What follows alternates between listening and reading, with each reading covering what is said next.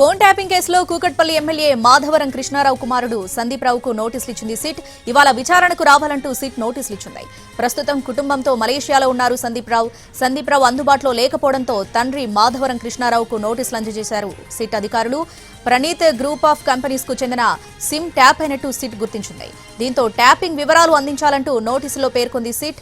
6 నెలల క్రితమే Praneeth group of companies నుంచి సందీప్ రావు బయటకొచ్చినట్టు సిట్ కు చెప్పారు కృష్ణారావు. మలేషియా నుండి వచ్చిన తర్వాత సిట్ ఎదుట విచారణకు హాజరు కానున్నారు సందీప్ రావు. గతంలో సందీప్ రావును విచారించి స్టేట్మెంట్ రికార్డ్ చేసింది సిట్. మరోసారి వివరాలు అందించాలంటూ నోటీసులు జారీ చేసింది సిట్. సందీప్ రావుతో పాటు ఎమ్మెల్సీ నవీన్ రావు తండ్రి కొండలరావుకు సిట్ నోటీసులు ఇచ్చింది. రేపు సిట్ విచారణకు హాజరు కానున్నారు కొండలరావు.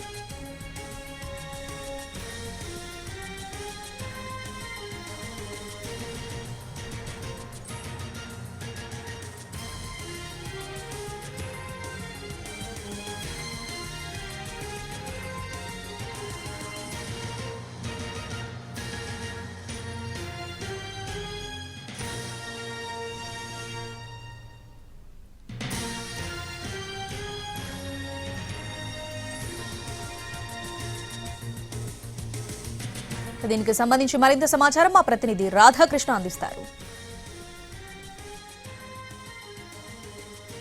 ట్యాపింగ్ కేసులో సిట్ మరో కొంతమందికి నోటీసులు జారీ చేసింది. ఇందులో ఎమ్మెల్సీ నవీన్ రావు తండ్రి కొండలరావుతో పాటుగా కూకట్పల్లి ఎమ్మెల్యే మాధవరం కృష్ణారావు కుమారుడు సందీప్ రావు వీళ్ళిద్దరికీ కూడా నోటీసులు జారీ చేసింది. ఇందులో ప్రధానంగా సందీప్ రావుకి సంబంధించి ఇతను ప్రణీత్ గ్రూప్ ఆఫ్ కంపెనీస్ లో ఎంప్లాయీగా పనిచేయడం జరిగింది. ఆ టైంలో ఆ కంపెనీకి సంబంధించిన సిఈజీ నెంబర్ ఏదైతే ఉంటుందో ఆ సిఈజీ నెంబర్ ట్యాప్ అయినట్లు కూడా గతంలో సిట్ జరిపిన దర్యాప్తులో గుర్తించడం జరిగింది. దీనిపైన గతంలోనే సిట్ ఏదైతే ఉందో ఆ పాత సిట్ విచారణకు సందీప్ రావుని పిలిపించింది. ఆ సిఈజీకి సంబంధించిన ట్యాపింగ్ వివరాలను అన్నిటిని కూడా సేకరించడం జరిగింది.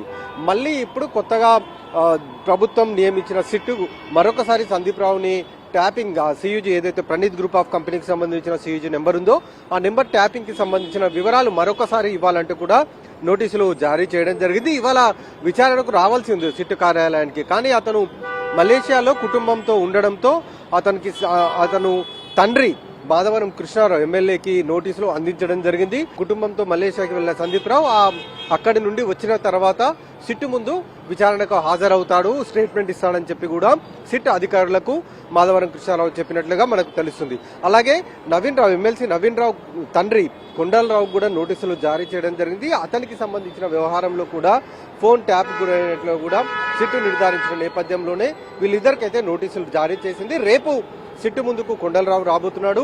మరో 3 రోజుల తర్వాత ఎమ్మెల్యే మాధవరం కృష్ణారావు కుమారుడు సందీప్ రావు సిట్టు ముందు విచారణకు రాబోతున్నాడు.